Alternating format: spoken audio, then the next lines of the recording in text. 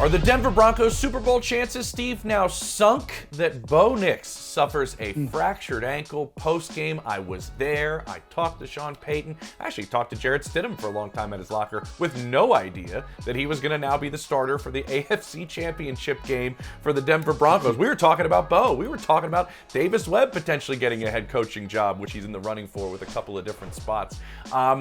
But now it's going to be a change at quarterback. And the reason we want to talk about this is we want to pull back the curtain, let everybody know what kind of reps quarterbacks in the backup spot get during the week. What's the uphill climb this week in a monster week of preparation for an AFC title game and a defense that we saw play very, very well against CJ Stroud. Yikes. Yeah, they do. What's the first thought when you saw change at quarterback leading into the conference title game from the perspective of a receiver? What would you do? You can't do anything. You have to play with the cards you're dealt. And we talk about this, next man up, blah, blah, blah, blah, blah. There is no Bo Nix in the wings waiting for his opportunity. Right, Jarrett Stidham? I don't believe that I'm qualified to say he can or he can't, because this is what we all are looking for. Right? As a backup, as a starter, you're waiting for your opportunity. Every starter was a backup at some point in their career. So they have been the guy waiting for their opportunity to shine. This is his opportunity to shine. Now, what's troubling is the game is to go to the Super Bowl. It's not, hey, let me just kind of build up. This isn't a Tom Brady, Drew Bledsoe, where this is a build up. And let's see. No, this is for all the marbles. I'm a little worried because Jarrett Stidham has not practiced with the first team at all. Now, people will make statements who have been in locker rooms, but the louder people, the loudest type of people are the people who've never been in a locker room. This is going to answer for the people who've been in a locker room, and here's going to answer for the people who've never been in a locker room, who have their 2 cents. Drop your comments at the bottom, right? Hit subscribe, hit a like. Drop your comment in there and please proceed to tell me how it goes in a locker room that you've never been in.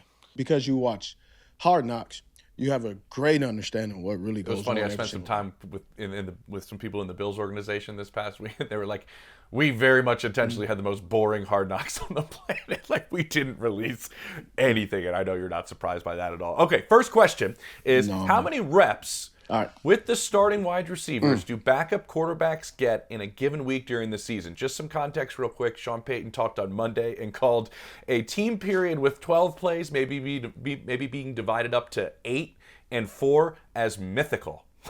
That would just never happen. How many reps are quarterbacks getting in these team periods with the number one wide receivers? 0. Yeah. 0. None. Not much at all. And the reason why they're not getting any reps is because practice now is only 2 hours or whatever the case may be. You have 2.5 hours. Back in the day used to be whenever the coach says it was done, right? So you have 2-hour practice.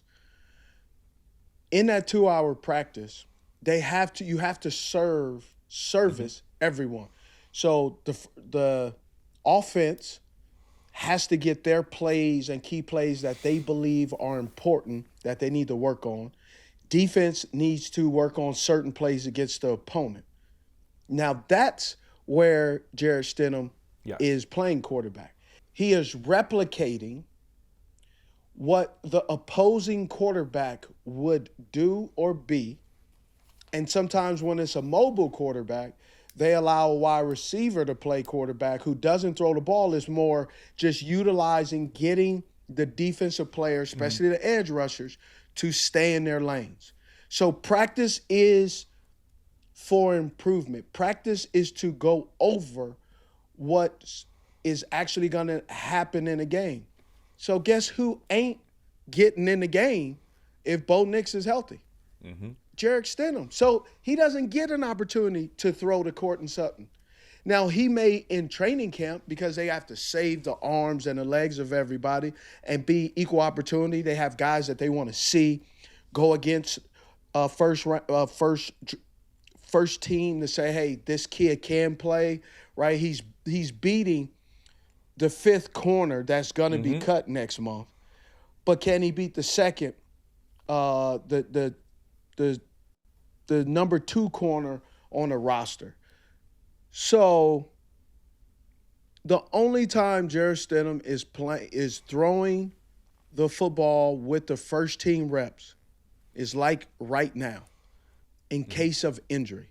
Or, players, especially during flu season, guys get sick, they send them home, right?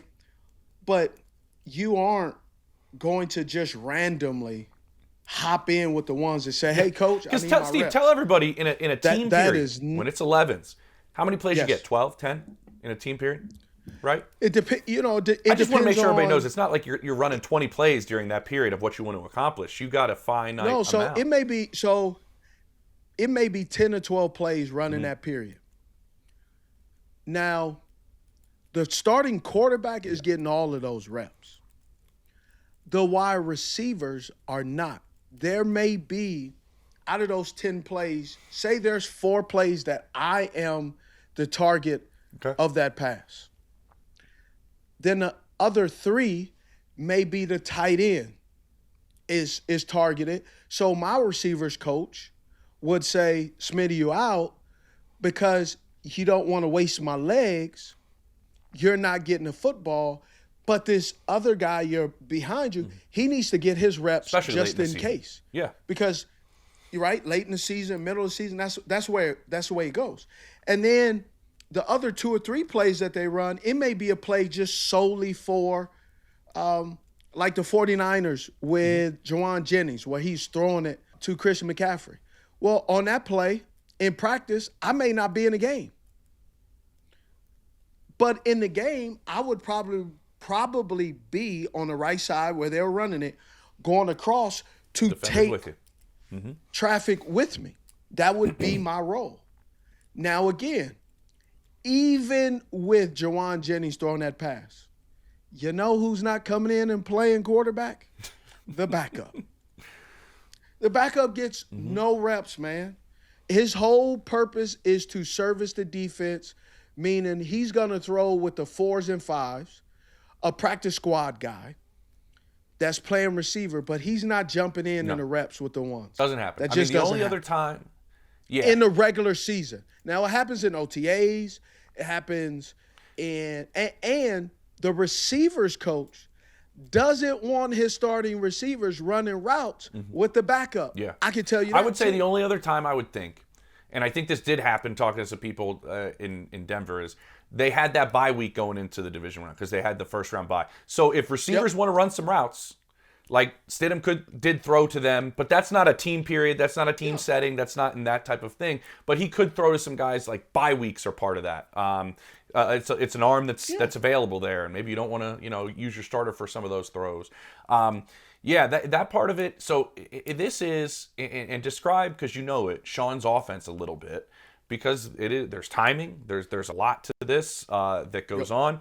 I think from the mental aptitude side, I think they think the world of Stidham. This is his 3rd year in it. I know that matters a lot to Sean. He always believes year 3 is when you get a full grasp of what I do as an offense and take ownership of it. Again, he's not playing in it, but he's been around it for 3 years. That kind of matters to them. But my point is, yes, he knows it, but there's just a different timing and pace and feel to the way every quarterback plays, specifically with the way Bo plays. And he plays so much on the run and so much on the move. And I think they are going to change, and you start making that move as well. What's the adjustment for the entire offense? Because, this is no secret. Bo plays a specific way, and Jarrett doesn't really play that way either. So you start adapting to what Jarrett does best, too, to help him succeed. Right, Steve?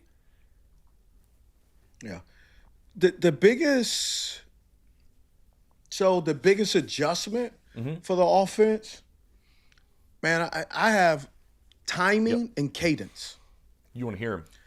And timing is throwing the football, right? But also the cadence of starting center and backup quarterback center exchange. the center and quarterback exchange, right?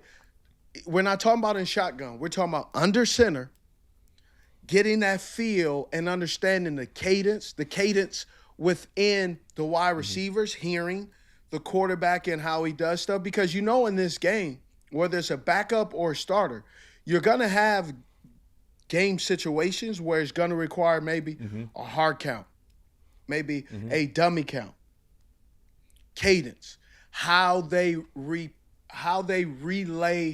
alerts, which is, when they go to the second or third play, hots and reads. So it's not all just going to be, well, he practiced with these guys. Man, playing catch in pregame is not the same of playing a real full quick speed cadence. Game. Yeah. And this game is going, based off this game, you go to Super Bowl. There's no scenario you real practice quick cadence, that stuff before you get to the timing part. Does being at home help? Because it will be quiet, right?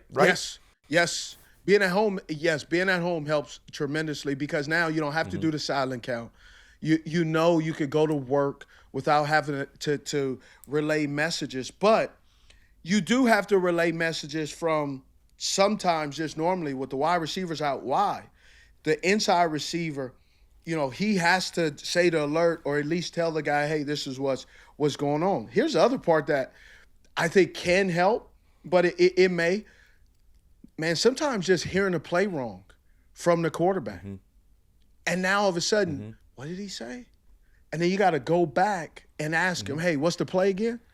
So there's just a lot of little nuances. How that long you're just are these not plays that for. Sean has? You and I know, like there's too, some of the lengthiest. There's some lengthy play calls in the way that this offense operates. That's all right. So what about the timing part? All right, that's the whole operation aspect, and people take that for granted. And I was told that was the biggest jump that Bo Nix made in year 2 was he's gotten us out of the incorrect play more frequently. The whole operation is smoother. Obviously, year 2 that happens. But now you're throwing a monkey wrench in that. All right, now the timing of the offense and how that operates.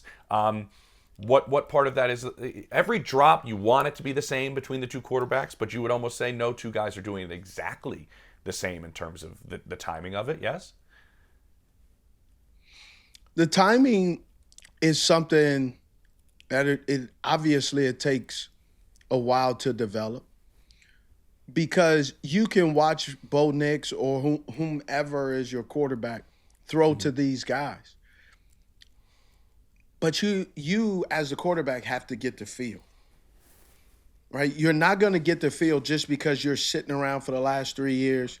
And, yes, he's thrown the football all over the lot. He's played in college. He's in the NFL. But it still requires understanding the body mannerisms of the wide receiver and what the wide receiver can anticipate from you in ball placement. And nobody knows, right? We have an idea, right? We saw it. We have an idea where Caleb Williams is throwing the ball to DJ Moore. But there's a lot of factors that can happen while the ball's in the air that the outcome you go, uh-oh. Didn't have that one on the play sheet. Yeah, he's played in a couple of games with Cortland Sutton. Rest of this receiver crew's pretty young. I know it doesn't mean anything, but I do want to say there was a lot of buzz during the preseason. Like Jarrett Stidham's the best preseason quarterback of 2025, which he might have been. It's also the preseason, and he's not playing a ton with the starters. Yeah, Trey Lance looked good in preseason too, didn't he?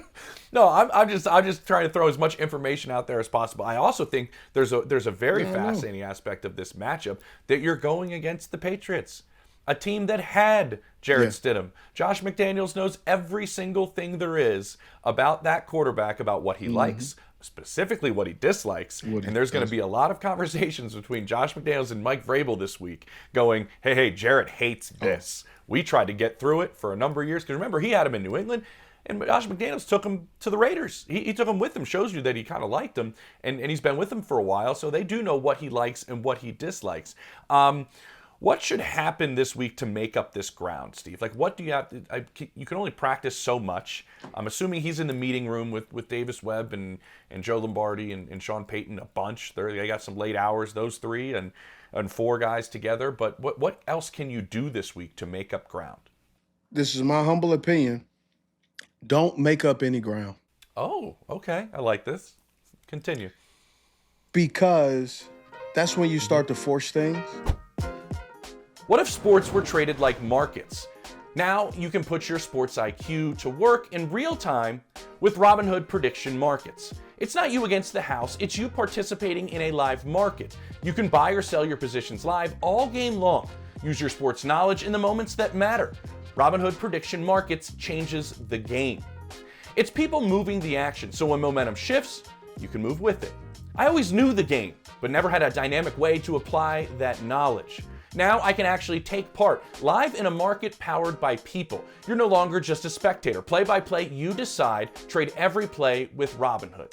Now available across the US, download the Robinhood app now to begin. Futures and cleared swaps trading involves significant risk and is not appropriate for everyone. Event contracts are offered by Robinhood Derivatives LLC, a registered futures commission merchant and swap firm. You know Stidham's strengths. Make the best choice to win each play. And so that, for me, I'm saying be basic. Your best opportunity is to be basic, because all of a sudden you're going to try this razzle dazzle. Why add more onto a plate that's full? And all of a sudden you are overloading your quarterback, who, let's be honest, 24 hours ago, he wasn't expecting to be the starting quarterback. Dude, can I interject real quick? I saw Stidham leaving the stadium after the news had broke, and he looked at me and he was like, whew, here we go. Like, literally, it was like, all right, mental just changes right after you won the game to now I'm the guy. Yes. Like, that's... But I don't want... See, when you try to make up ground, that's when you start to force things, right? I want to see... Right, look at Cortland Sutton didn't catch a pass you were texting me in the fourth quarter. Oh, I guess he's healthy. Yeah, because yes, what I don't want, and as I'm watching, I don't want to see all of a sudden Sean Payton put Jarrett Stidham in a shotgun and do almost like he did in the first half, refuse to run the football. I got a text from you got to run the football. You have to run the football. And if you don't, and so now he's going to be forced to run the football. Now that's going to be tough against New England Patriots, because New England Patriots got some dogs up front. The penetration and the way they are able to get into the backfield. Watching them last night, they played outstanding football defensively, right? Yes, it was very sloppy. Here's the problem why it was sloppy. Young and inclement weather. Young players, inclement weather, 2 really good Great defenses. Yeah. And so who is not going to make the most mistakes? And New England barely didn't make they had a lot of turnovers. Oh, yeah. Right, but it was a very difficult thing. So I just don't want them to force it. So for me, is go to basics. Run the basic offense, because all you want is to just move the ball down the field. Play to the strength, and your strength is running the football and your defense. I need to say this. I don't know how and why Bo Nix keeps doing it. Yeah, you're not alone. Because he has about 4 or 5 good plays, and they're just huge difference makers.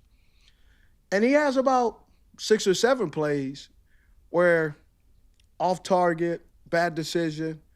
But the 5 or 6 that he does make, it is. pretty It really is. Let me impressive. ask you this, because everybody always uses that term. That got by my thinking. Games are won and decided by a handful of plays. It's almost like the other plays, he's like, as long as I don't take a sack, as long as I don't throw a pick, like, I'll make a couple of plays at the end and my defense is really good. It's almost like that's the formula for Denver. Maybe Jarrett Stidham tries to use that similar formula. Don't hurt my team. I think that's a big part of it too, right? Like, hey, Jarrett, don't try to do too much. Yes. Don't hurt us. We have a good defense. Yes. Don't put them on a short field. Try to do some of those things. Correct. To help us as well. But I got a text from somebody that knows this team really well, and I was like, just what's the plan? And he goes, oh, they'll have a really good plan for Jarrett. He'll be confident, but run the ball. like that was essentially it. And then the last one I have for you is I mentioned Sutton. That's kind of their most reliable offensive player, right? Their most consistent offensive player, probably by far. I would assume Christian Gonzalez would follow him then. He was going to follow Nico Collins if he was healthy, I was told. So that puts you in a tough spot as well because that's a really good corner. That is a really good corner. And then Pat Bryant, he's out, right? Troy Flanker with the hamstring. So it's going to be they're not at full strength. Mm-hmm. So it will be interesting. I tell you, the Patriots, what would the Patriots be looking to do this week? For me, I played defense in high school a little bit, but I'm not a defensive guru. However, I do know how to confuse an offense, right? I know what makes a receiver, an offense coordinator, offense very fearful or have anxiety, is confuse and make them hesitate. Okay. And by making them hesitate, now you create doubt in where should he go with the football. Mm-hmm. That is going to be key. Stidham knows the New England Patriots to some degree, some of the players when he was there. Not all of them are gone or still there, but to some degree, the defenses are still defense. They're going to play zone, they're going to play man, but how they get to them is always the unique part. That's preparation and that's play design. But making sure that you can cause a lot of doubt in a guy who was not prepared to play this game. Yeah, he's prepared today, Tuesday, Wednesday, Thursday, Friday. Saturday's a walkthrough, so that's just, that's the underwear Olympics. You're just sitting in there walking through. You're going to have your first 15. But it's what happens when sometimes, like the New England Patriots do, is when they blitz someone or a rusher is uncovered. How does Jarrett Stidham respond? How does he act? Will he throw the check down? Do they have alerts and hots? Are they going to allow him to audible? These are all the things that he's going to have to get familiar with in doing it in the game because he hasn't done it in a game all year. I'm not saying it's foreign, but it does take you a little bit of time to warm up no matter what. Totally get it. A couple of final notes for me. He is considered, when I ask around, like a top 5 backup in football. Sean Payton overpaid to bring him to Denver, if you remember initially. I think he gave him like 2 years, $10 million when he first got the job, which is a pretty good payday for a backup quarterback. But some of those traits, Steve, that Sean valued so highly were what happens Monday through Saturday. He's so great in the room for a young quarterback. Hey, keep an eye out on this on Sunday. Make sure you see this. He's great on the sideline with Bo. They have a great relationship. All the other aspects that make a backup quarterback really, really good in your building don't all translate to playing on Sunday, right? There's other traits you really, really value, which are what he does in terms of the meeting rooms and things. And you know what? If he wasn't playing this week, they would have been picking his brain on Josh McDaniels. They would have been asking him, like, what does Josh love to do? Certain tendencies, certain things. You can't overload him this week with adding that to everything else that he does with going, hey, what do you think about the Patriots offense? Can you help us out there? Because quarterbacks do that. Backup quarterbacks can help out in so many different ways. So this is going to be fascinating. We covered kind of what the game plan should be. You mentioned you got to run the ball. Do you have anything else you want to add to that one of what you think the game plan should be on top of what we've already covered here? When you throw the football, make it quick. Be decisive. Run it with confidence. And throw it with confidence. You had said something earlier that I say sometimes, and people don't like to hear it.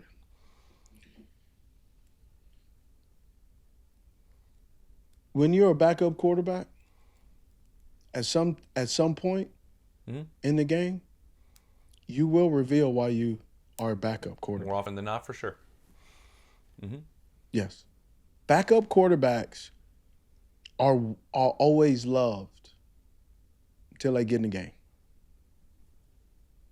All right, I was watching, they had it on NFL Network. I was watching the whole 49ers deal, and they were talking about how Joe Montana and how Steve Young and how that took a while for people to really embrace. And it also took a while for Steve to really get the accolades and the respect because of what Joe Montana had done.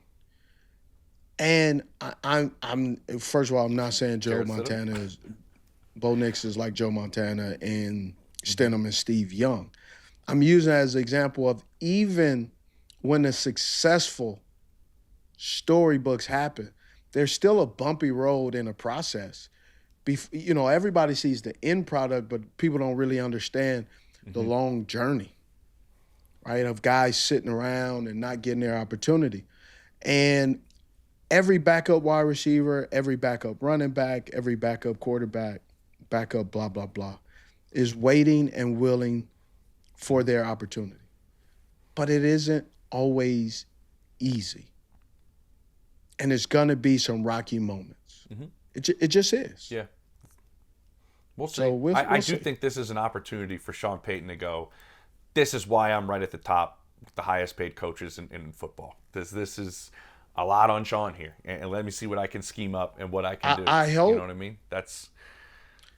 I just hope Sean doesn't take that approach and put Jarrett Stidham in a position where all of a sudden he makes a ton I'm of saying mistakes. it's him understanding all of this and going, I can't do that, and I got to do that, and I handle it this way. You know what I mean? Like, Okay. It's him handling the entire situation very well. And I'm saying not try to do too much, but handling the whole thing, going, I know he can do this. I want him to do that. Like, all of it. It's going to be fascinating. It's something that probably an entire offense is going, okay, all right, let's change it. And by the way, real quick, you can't just, like, if you're Cortland Sutton, go up to Stidham and go, I like the ball, like, here, like, with just 1 week of prep before the AFC title. No, Stidham already has been in that quarterback room. Okay, He's been in those meetings. He's on the sideline. He knows how the starters and the guys who play where ball placement, what they can and can't do. Every quarterback, starter, backup, they know that. The backups pay attention to the starters because when they get their opportunity, they're like, man, I need to know how he runs his routes. But again, when you're sitting on the sideline and watching other people do it, it's always easier. It is always easier to believe you can do it, or, I just took a little bit off this, or I need to do that. It's not that simple. And so it's gonna allow some time to get a little bit more comfortable as the game is going on. Well, his nickname during training camp when I was there every day the last couple of years, Steve, is Steady Stidham. He kind of is like this. So I don't know if he gets rattled. Not saying it's going to be outstanding, but I think he might have the ability to kind of be confident and steady through some difficult moments, which are probably expected against this defense and against this situation. We'll see. It's going to be fascinating to watch, man.